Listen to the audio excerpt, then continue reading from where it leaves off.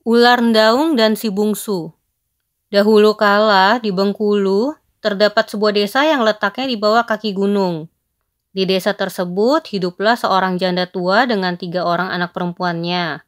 Mereka hidup miskin dan tinggal di sebuah gubuk sederhana. Untuk memenuhi kebutuhan sehari-hari, mereka mengandalkan penjualan hasil kebun yang sempit. Suatu hari, wanita tua itu menderita sakit keras. Ia tidak lagi dapat bekerja mengolah kebun dan menjual hasil kebun itu ke pasar. Pekerjaan ia pun kemudian digantikan oleh ketiga anak perempuannya. Sudah berbagai tabib dipanggil untuk mengobati penyakit sang ibu, tapi tidak satu pun yang berhasil menyembuhkannya. Hingga akhirnya, datang seorang peramal menemui ketiga anak perempuan wanita itu. Peramal itu pun berkata, hanya ada satu cara untuk menyembuhkan penyakit ibu kalian, yaitu dengan memberikan obat khusus yang terbuat dari daun-daunan hutan yang dimasak dengan bara gaib. Untuk mendapatkan bara gaib itu memang sulit. Kalian harus mencarinya di puncak gunung. Apakah tidak ada cara lain untuk kami mendapatkan bara gaib itu, wahai peramal? Tanya salah seorang anak. Tidak ada. Dan ada satu lagi yang perlu kalian tahu. Konon, puncak gunung yang mengandung bara gaib itu dijaga oleh seekor ular gaib yang sangat besar dan menyeramkan. Ucap sang peramal. Betapa kecewanya ketiga anak perempuan itu mendengar ucapan sang peramal. Mereka hanya bisa menyembuhkan ibunya dengan bantuan bara gaib untuk merebus obatnya.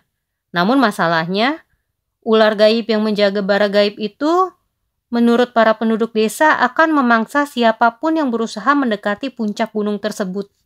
Anak-anak perempuan janda tua itu pun tidak mampu berbuat apa-apa lagi. Mereka hanya pasrah melihat ibu mereka yang tergeletak di pembaringan menahan sakit. Tidak satu pun dari mereka yang mau mengorbankan diri mencari bara gaib itu kecuali si Bungsu. Si Bungsu tidak tahan lagi melihat ibunya menderita sakit yang tidak kunjung sembuh. Akhirnya ia bertekad untuk pergi mencari daun-daunan hutan serta bara gaib di puncak gunung. Kakak, aku harus mencari obat untuk ibu. Aku akan pergi ke puncak gunung mencari bara gaib. Ucap si Bungsu kepada kedua kakaknya. Apa kau sudah gila? Kau bisa mati karena dimakan ular gaib itu, kata kedua kakaknya. Aku akan mencobanya dulu. Jika tidak dicoba, bagaimana mungkin kita dapat menyembuhkan ibu? Jawab si Bungsu dengan tekadnya yang bulat. Terserah kau saja. Aku tidak akan sebodoh kau yang rela dimakan ular besar. Kita masih sangat muda untuk mati, ucap sang kakak dengan gusar dan acuh. Meskipun tidak mendapat respon yang cukup baik dari kedua kakaknya, si Bungsu tetap pergi mencari obat dengan restu sang ibu. Dengan tekadnya yang bulat untuk menyembuhkan ibunya, si Bungsu mendaki gunung mencari dedaunan hutan sebagai obat. Si Bungsu terus mendaki dan mendaki untuk mendapatkan bara gaib. Banyak rintangan yang ia hadapi. Tanah yang semakin lama semakin miring dan curam membuat tenaganya terkuras. Ketika hampir sampai di puncak gunung, rasa takut pun mulai menyelimuti. Sebab ia harus melewati kediaman ular Ndaung terlebih dahulu, yaitu ular gaib yang menjaga puncak gunung tempat bara gaib berada. Tempat tinggal ular Ndaung sangat menyeramkan. Pohon-pohon di sekitar gua itu besar dan berlumut. Daun-daunnya menutupi sinar matahari menyebabkan tempat tersebut menjadi temaram. Belum habis rasa takutnya terlihat kediaman sang ular. Tiba-tiba terdengar suara gemuruh dan raungan keras yang membuat tanah yang dipijaknya bergetar. Si Bungsu pun semakin takut. Akhirnya ia melihat ular yang sangat besar itu di hadapannya. Sorot matanya tajam dan lidahnya menjulur berulang kali.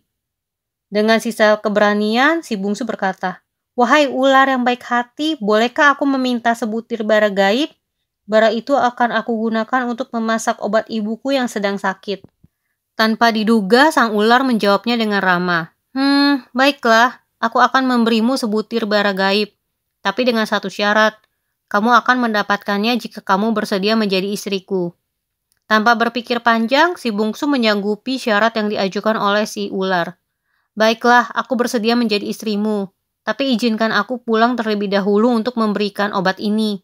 Aku berjanji akan kembali ke gunung ini setelah ibuku meminum obatnya. Aku pegang janjimu. Jangan sekali-sekali kamu coba mengingkarinya, kata ular Ndaung. Dengan bahagia, si Bungsu turun gunung dengan membawa bara gaib dan dedaunan hutan. Setibanya di gubuk, tampak kedua kakaknya memandang heran. Mereka berkata, "Bagaimana mungkin kamu pulang dengan selamat dan membawa bara gaib? Kami benar-benar tidak percaya." Si bungsu tidak menjawab pertanyaan mereka. Ia hanya berlalu dan langsung membuat obat untuk sang ibu. Mula-mula ia menumbuk dedaunan hutan, kemudian merebusnya dengan bara gaib. Setelah itu, ia minumkan ramuan tersebut kepada ibunya. Keesokan harinya, si bungsu pun pergi ke gunung untuk menepati janjinya. Saat tiba di sana, hari sudah malam. Alangkah terkejutnya si bungsu melihat kejadian gaib. Si ular daung yang besar dan menyeramkan berubah menjadi seorang satria yang sangat tampan. "Wahai kesatria, benarkah kau adalah jelmaan ular yang menjaga bara gaib?" tanya si bungsu penasaran. "Benar, aku adalah si ular daung. Namaku adalah Pangeran Abdul Rahman Alamsyah. Sebenarnya aku adalah manusia, sama seperti dirimu. Aku telah disihir oleh pamanku menjadi ular hanya pada waktu pagi. Sedangkan pada malam hari, aku berubah kembali menjadi manusia. Pamanku berlaku curang karena ingin merebut tahtaku dan menjadi raja," jelas pangeran. Sepeninggal si bungsu ke hutan, ibunya berangsur-angsur pulih. Kedua kakak si bungsu masih heran mengapa si bungsu dapat hidup dengan membawa bara gaib. Karena penasaran, kedua kakak si bungsu pun pergi menyusulnya. Setibanya di sana, hari sudah malam. Keduanya jalan mengendap-endap menuju gua kediaman sang ular. "Hai, lihat! Bukankah itu si bungsu? Sedang apa dia di situ?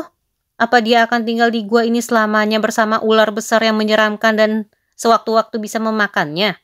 tanya salah seorang kakak si bungsu.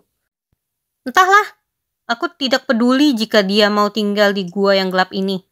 Apakah dia akan mati atau tidak bersama ular pemangsa itu? Aku hanya ingin tahu apa yang dia lakukan di gua ini," sahutnya ketus. Alangkah terkejutnya mereka ketika yang dilihat bersama si bungsu bukanlah ular besar, melainkan seorang pangeran yang sangat tampan. "Kakak, lihat di sana. Wah, pangeran yang sangat tampan. Mengapa dia bersama si bungsu? Pantas saja dia betah di gua ini. Ternyata ular yang menyeramkan itu adalah seorang pangeran tampan. Aku juga mau tinggal berdua dengan pangeran meski harus hidup di gua yang gelap ini. Apa yang harus kita lakukan?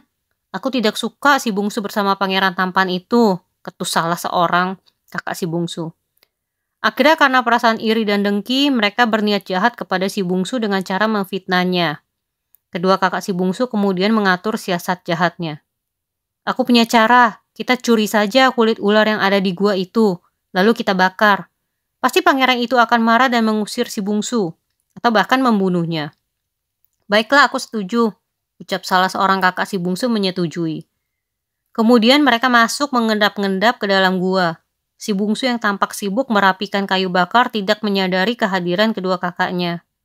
Saat itu juga mereka mencuri kulit ular dari dalam gua dan membakarnya. Rasa puas dan senang mereka rasakan karena berhasil melaksanakan niat jahatnya. Tapi, apa yang mereka harapkan tidak sesuai dengan kenyataan. Setelah pangeran mengetahui bahwa kulit ular telah dibakar seseorang, bukan kemarahan yang ditimpakan kepada si bungsu, melainkan rasa senang dan ucap syukur. Pangeran berlari dan memeluk si bungsu. Ia pun menceritakan bahwa sihir dari sang paman yang jahat akan musnah jika ada seseorang yang dengan sukarela membakar kulit ular tersebut. Kebahagiaan menyelimuti si bungsu dan pangeran. Pangeran Alamsyah dengan memboyong istrinya akhirnya kembali ke istana untuk mengambil alih tahta yang dirampas oleh pamannya. Sang paman pun dihukum dan diusir dari istana. Si bungsu yang baik hati mengajak ibu dan kedua kakaknya pindah ke istana. Meskipun kedua kakaknya selalu berbuat jahat, ia tidak merasa dendam. Namun, karena merasa bersalah dan malu kepada si bungsu, kedua kakaknya menolak tinggal di istana dan memilih tetap tinggal di gubuk tua di kaki gunung.